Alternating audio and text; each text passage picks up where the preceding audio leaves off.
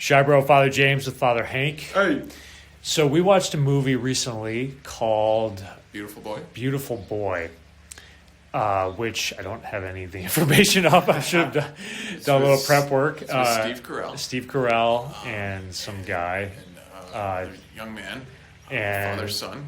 The woman who's in Liar Liar with Jim yeah. Carrey. Forget her name too. When did it come out? A couple years ago? A year ago? 2018, 17 maybe. Fairly recent. Maybe even more less. Recent than that. I don't know if it got much publicity. It was on Amazon Prime, right? Uh-huh. Based off of a true story and also based off of the book A Beautiful Boy, which was written by the father. And then the son has also written a book. I don't know what that one was called, though. But like Father Hank was saying, story of... Actually, I don't know if you were saying this. Addiction. I say many things. The son... The boy...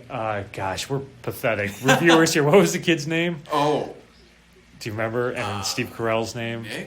Nick. Yes, good memory. Okay, so Nick, the son, is addicted to crystal meth. And so Father Hank was going to share his own experiences of being addicted to crystal meth. Just kidding. No.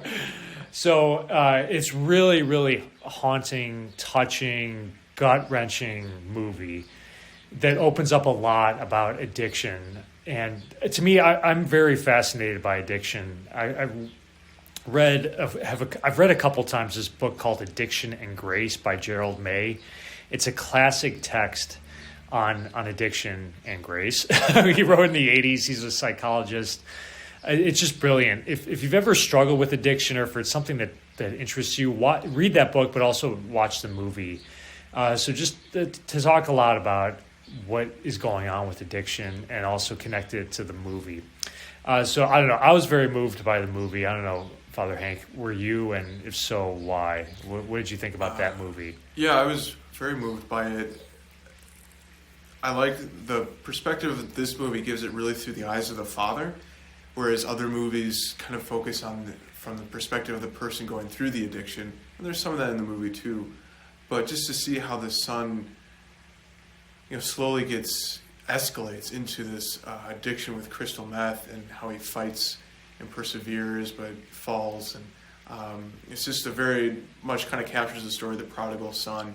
Also very moving too, because as we know in our culture, we kind of have learned to live with our addictions in various degrees. Some are healthier than others and some are very dangerous. And kind of going through high school and college, you kind of see your friends or distant friends or acquaintances fall into some of these things down the road. So it's very real.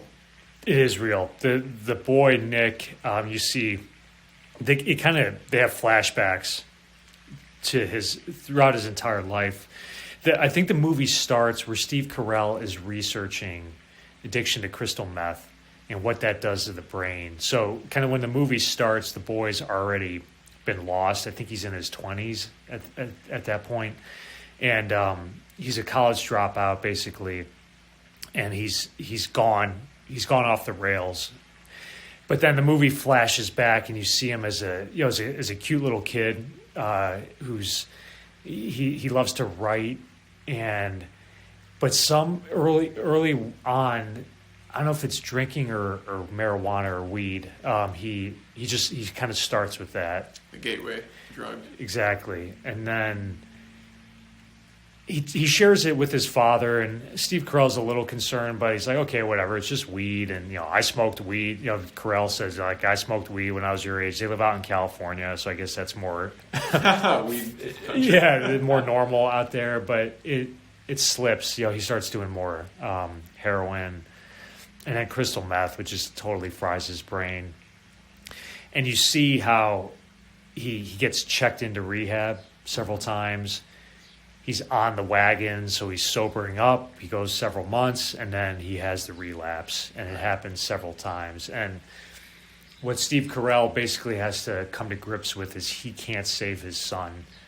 And he's trying, and he doesn't give up hope, but crystal meth is just so devastating to the brain that basically you can't unhook yourself from it. and Carell just realizes there's nothing he can do for his son anymore. And he ODs and all this stuff, and we won't spoil what happens at the end. But I was really interested by seeing, first of all, the soundtrack was awesome in the movie. They have these great song selections for when you see the crash coming, when the kid's about to relapse.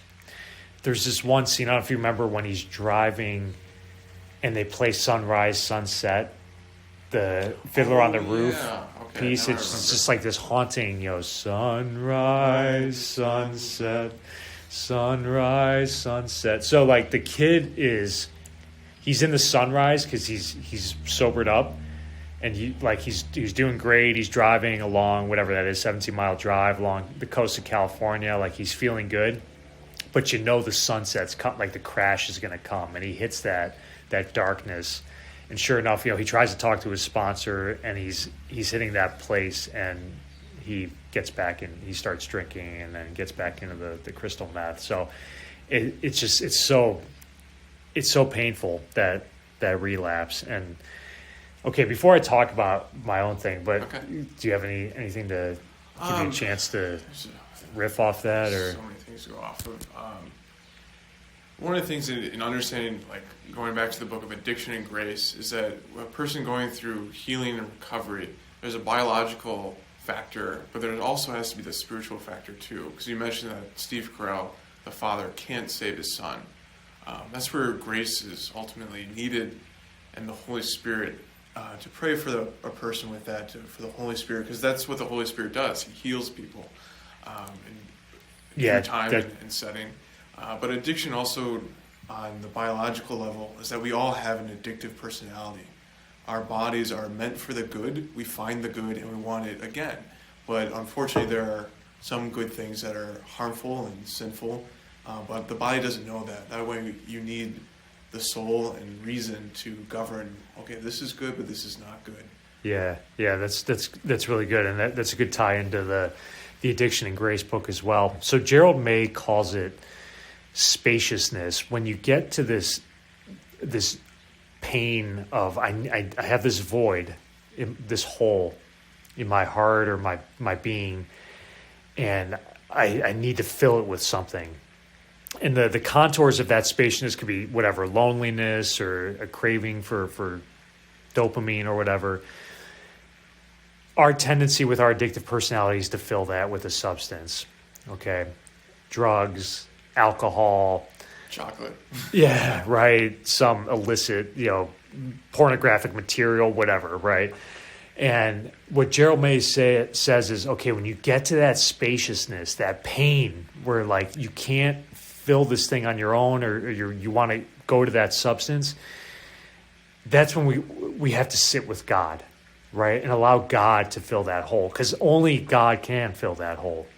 The insidiousness of substance abuse is that, or alcohol, is like we think we're filling it with the drug or the alcohol, but it doesn't fill, right? We might get the high temporarily, but then the hole is still there, and it's just actually been deep. It's just been dug deeper, and it doesn't get filled up by that substance, and then we're really in a bad place. So to be able to sit in that pain with God, so he can fill you and heal you. That's what the boy, Nick, is unable to do when he hits that hard place, that spaciousness, when he's driving and the sunrise, sunset song he's singing. He tries to turn to his sponsor. That doesn't work. And then ultimately he goes back to drugs. He doesn't think to pray. Now, easier said than done, right? But there's got to be some spiritual connection. And that's what Alcoholics Anonymous, realize when they are in the sobriety program, is that you need to turn to God. Only higher power can save you. Mm-hmm. So, anyways, a lot more to talk about addiction, but it makes for a beautiful area of encounter with God and prayer, and that's the grace of the whole experience of addiction. So, God bless you. Peace.